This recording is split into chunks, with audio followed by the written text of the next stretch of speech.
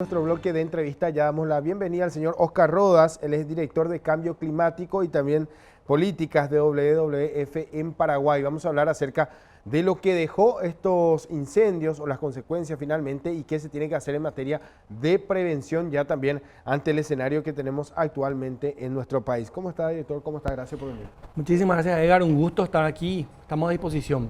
Bien, queremos saber más y también los televidentes quieren tener más detalles acerca de cuál es el escenario actual luego de estos focos de incendios que tuvimos en zonas claves de nuestro país y qué es lo que se espera a partir de ahora. Bueno, estamos entrando en la 8ª semana de la temporada de incendios, querido Edgar. Esto empezó allá por el 11 de agosto. Imagínense todo el tiempo que nos llevó poder anunciar esta mañana, aquí tener la primicia en tu programa, que estamos con 0 focos de incendios en el país desde hace 12 horas.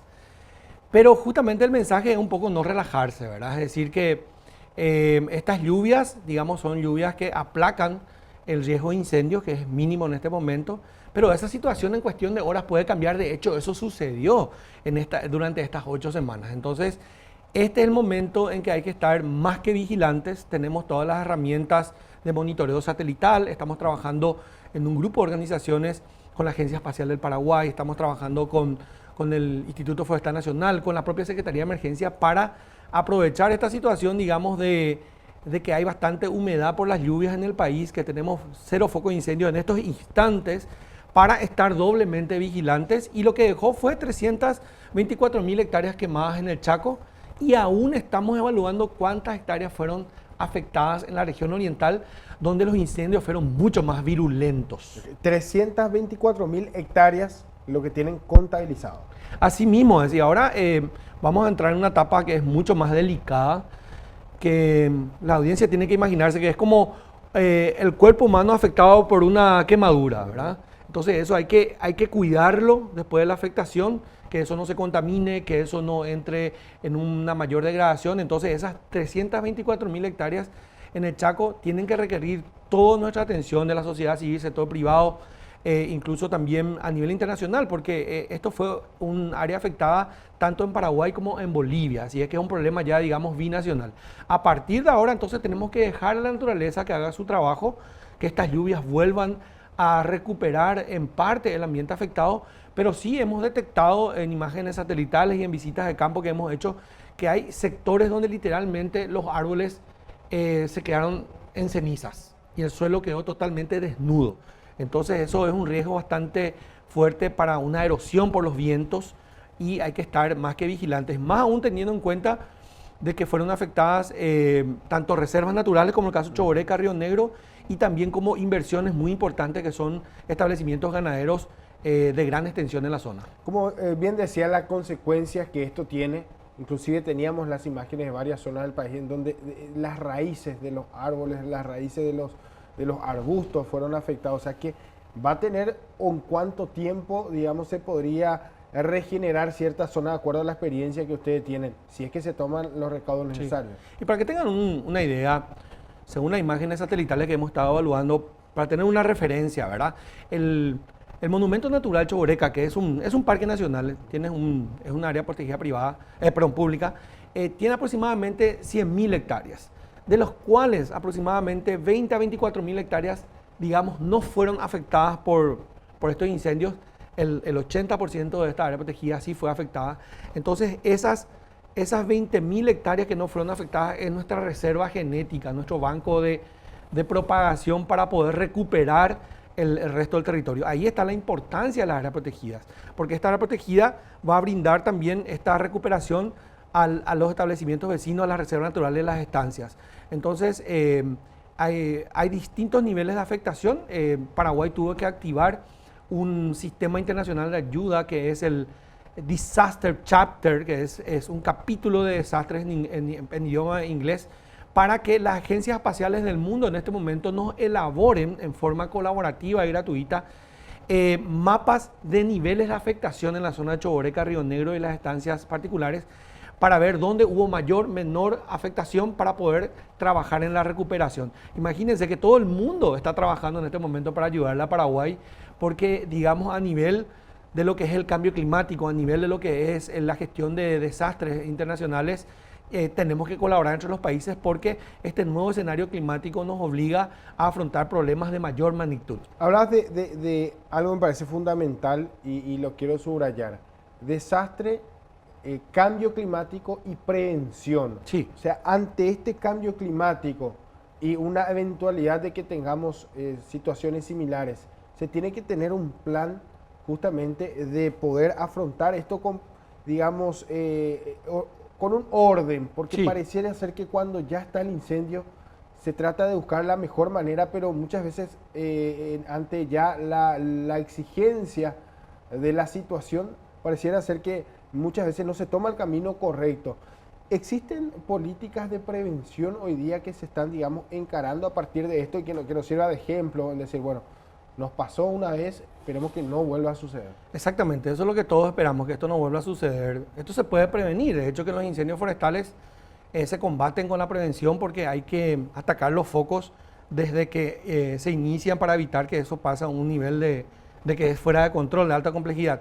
De hecho que la ley 4014 define un comité, una comisión nacional de incendios conformada por la Facultad de Ciencias Agrarias, la Facultad de Ciencias Exactas y Naturales, y también le involucra a los municipios. Es decir, que si vamos a hablar a nivel de prevención, tenemos que aprovechar esta oportunidad de estas lluvias que nos dan un poco un respiro a toda esta situación para poder revisar a profundidad este marco legal, la ley 4014, vigente el año 2010, para analizar cuál fue el desempeño de este Comité Nacional de Incendios, que es el que tiene que autorizar cualquier tipo de acción preventiva. Porque los incendios también se combaten, digamos, en forma preventiva con quemas controladas y autorizadas. Pero si no existe, digamos, una autorización permanente y control de eso, las quemas se vuelven totalmente descontroladas. Pero esto, y discúlpame te interrumpa, esto lo tendrían que hacer bomberos preparados, bomberos forestales serían, no bomberos urbanos, ¿no? Bueno, el Paraguay, a consecuencia de todo esto, recibió una donación de la cooperación americana de los Estados Unidos, el gobierno de Estados Unidos, de equipamiento para 2.000 bomberos forestales. Antes no teníamos esto. Bueno, sí teníamos bomberos forestales ya entrenados, como aproximadamente, creo que 200 bomberos forestales ya entrenados en el Paraguay, pero estos bomberos forestales están concentrados mayoritariamente en la región oriental. ¿Por qué? Te explico por qué. En el año 2004 ya estuvimos combatiendo incendios en la zona de la Reserva San Rafael en Itapúa. En el año 2007 también en la zona de San Pedro, cuando tuvimos una sequía muy fuerte. Incluso se declaró emergencia nacional en aquel entonces. Eso quiere decir que toda, digamos, la fuerza de combate estuvo concentrada históricamente en la región oriental, pero ahora surge también el Chaco como un lugar donde a partir de este momento, por una cuestión de prevención, se tienen que crear brigadas de bomberos mucho más especializados porque las condiciones de la topografía, el terreno y la naturaleza en el Chaco son mucho más desafiantes. Imagínense que los bomberos que estuvieron trabajando por los incendios tenían que afrontar temperaturas de más de 40 grados y prácticamente 18% de humedad, un ambiente muy seco. Así es que a partir de ahora, con este respiro que nos está dando la naturaleza, tenemos que fortalecer la presencia activa de brigadas forestales en el Chaco, y principalmente empoderar a la población, ya que los municipios son actores principales por la ley 4014 de prevención de incendios. Estas brigadas de bomberos forestales no tienen que ser solamente ocasionales, sino que la propia comunidad tiene que involucrarse. Así como tenemos bomberos estructurales, bomberos urbanos, como mencionaste recién, también en ciertas partes del país es necesario tener brigadas de bomberos forestales. ¿Cuántas hectáreas protegidas nos quedan en Paraguay? Bueno, el Paraguay, para que la gente tenga una idea, tiene aproximadamente 40 millones de hectáreas, 406.000 y tantos kilómetros cuadrados. Si nosotros tenemos en cuenta todas las figuras de conservación que existen, de las más flexibles a las más estrictas, aproximadamente tenemos unas 6 millones y medio, 7 millones de hectáreas protegidas de esas 20 millones de hectáreas. Pero ¿cuál es el problema con esas 7 millones de hectáreas protegidas? El problema es que muchas de esas áreas no están tituladas, no están inscritas en los registros públicos. La tenencia de la tierra, si hay titulación privada dentro de esos parques, el caso de Tinfunqué, el caso del Parque Río Negro, aún no está definida. Entonces, ¿qué sucede? En el caso de Choboreca, por ejemplo, estamos analizando imágenes donde hay indicios de que hay un desarrollo de algún tipo de actividad agropecuaria muy precaria, pero permanente en el corazón mismo de la Reserva Choboreca. Eso quiere decir que aún no está, digamos, consolidado ese monumento natural, esa reserva como área protegida, y al ser un monumento natural no debería haber ningún tipo de presencia humana en ese lugar. ¿Qué es lo que se espera, ¿no? Y a eso iba mi pregunta de cuántas personas custodian estas áreas protegidas, porque hablamos de extensiones bastante importantes también y de que requiere también de un control para que finalmente no se desaten este tipo de eventualidades. Bueno, en el Paraguay, en estas 7 millones y pico de hectáreas de áreas protegidas, tenemos 70, 80 guardaparques en total, o sea que es mínimo realmente el número, y en el caso específico de Choboreca y Río Negro es cero. Es decir que no tiene en los dos espacios geográficos donde se iniciaron los focos de incendio más complejos, Parque Nacional Río Negro y el Monumento Nacional Choboreca, no tenemos casetas de control, no tenemos infraestructura de la presencia de guardaparques nacionales en esos lugares. Entonces, una de las medidas de prevención justamente es trabajar tal vez con el Ministerio de Defensa, a través de una colaboración, ya que, digamos, las fuerzas militares tienen mucha presencia activa en el Chaco. En el caso de Choboreca, a menos de 5 kilómetros, tenemos la base aérea Adrián Jara, que tiene una pista, tiene personal permanente, entonces perfectamente el Ministerio del Ambiente podría establecer algún tipo de cooperación con el Ministerio de Defensa para tomar custodia lo más rápido posible de la situación de las áreas protegidas. Porque, digamos, si los incendios se inician en áreas protegidas, eso más tarde o más temprano afecta la inversión privada. No hablaba de las consecuencias. Este relevamiento de datos es constante, están monitoreando las zonas también. ¿Cómo se da este trabajo para tener estos datos precisos? Bueno, como te mencioné, tenemos una política pública que es la Ley 4014 vigente del año 2010. Creo que todas las instituciones que hemos trabajado casi por 8 semanas, y creo que vamos a estar todavía activos hasta bien cerca de fin de año por los escenarios que manejamos de posibles sequías otra vez en el mes de octubre y noviembre, si es que se da así. Todas estas comisiones, todas estas instituciones, el Ministerio del Ambiente, la Agencia Espacial del Paraguay, la Facultad de Ciencias Agrarias, la Facultad de Ciencias Exactas y Naturales, el Instituto Forestal Nacional, la Secretaría de Emergencia Nacional, por supuesto, y nosotros en la sociedad civil deberíamos tomarnos el tiempo necesario para revisar ese marco legal y, con la ayuda de especialistas en temas de gestión ambiental y temas legales ambientales, ajustar esa política pública de la Ley 4014, porque a la luz de los hechos no está funcionando de la manera adecuada. Se habla de un tema que me parece muy sensible, que es la deforestación siempre. ¿Cómo se podría lograr producir sin destruir? Bueno, hay que tener en cuenta que entre el año 2000 y el año 2015, según cifras oficiales, hemos perdido casi 5 millones de hectáreas de bosques en el Paraguay.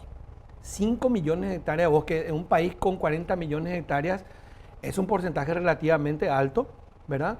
El Paraguay en estos momentos está, digamos, acercándose a los fondos internacionales de cooperación, el Fondo Verde del Clima, también iniciativas del Banco Mundial, para tratar de proponer una iniciativa de conservación de bosques para el crecimiento sostenible. Es decir, que el Paraguay está como país comprometido ante las naciones por el Acuerdo de París a controlar la deforestación y aumentar la biomasa, la masa natural protegida. Es decir, que los compromisos que hemos asumido en el 2015 en París, todo el mundo sabe que ahí fue una cumbre vinculante sobre el cambio climático, no son mínimos, son realmente muy desafiantes, y todo el Estado paraguayo, la sociedad civil, el sector público, el sector privado tienen que movilizarse para que Paraguay pueda cumplir con eso. Estamos a las puertas de una revisión de los compromisos. Aquí en Latinoamérica, específicamente en Chile, en la primera semana de diciembre se va a dar la cumbre número 25 de cambio climático, y Paraguay, junto con las otras casi 200 países y naciones, va a ser evaluado en cuanto a sus compromisos de protección de los bosques. Hablamos de áreas importantes en la zona del Chaco, área central también. Teníamos aquí cerca nada más lo que es el Parque Iguazú, Así mismo. que fue afectado por el incendio, pero también está en riesgo la otra área, o sería lo que conocemos como Ñuguazú. Así Esto mismo. también está en peligro. Bueno, hay que tener en cuenta que hoy en día la tecnología nos provee de información en relación al índice de humedad o sequedad de un ambiente natural.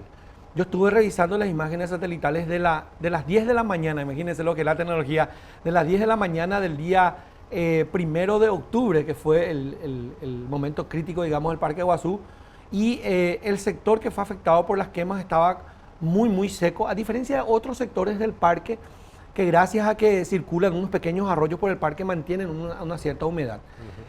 Eso no es el caso del Parque Ñuguazú, que es el parque vecino al Parque Guazú, que ese mismo día estaba con toda la vegetación muy seca. Es decir, que si no se actuaba como se actuó de manera rápida y no se hubiese contenido el incendio en el Parque Guazú, si eso pasaba a Ñuguazú, realmente iba a ser un problema bastante grave.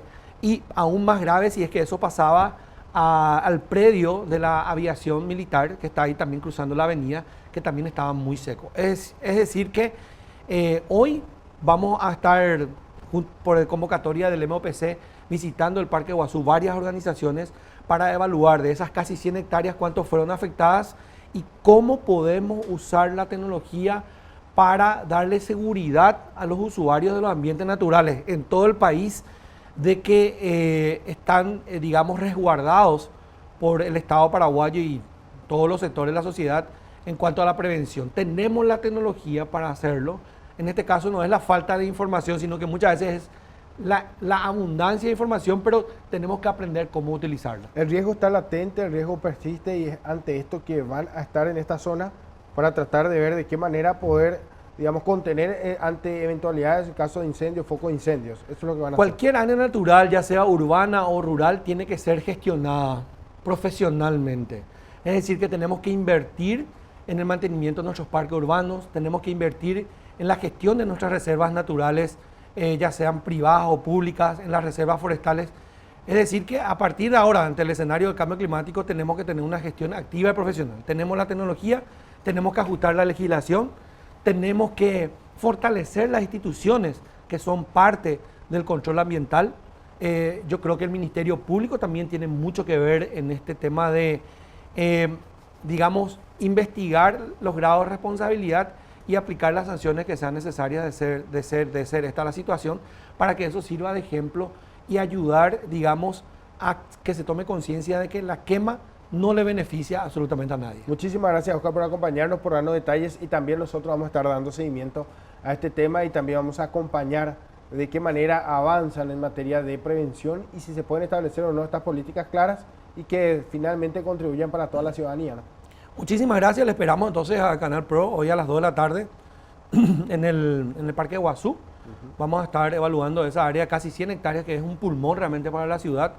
Y hay forma de gestionarlo. Y si lo podemos lograr en el Parque Guazú, ¿por qué no en el resto del país? Muchas gracias.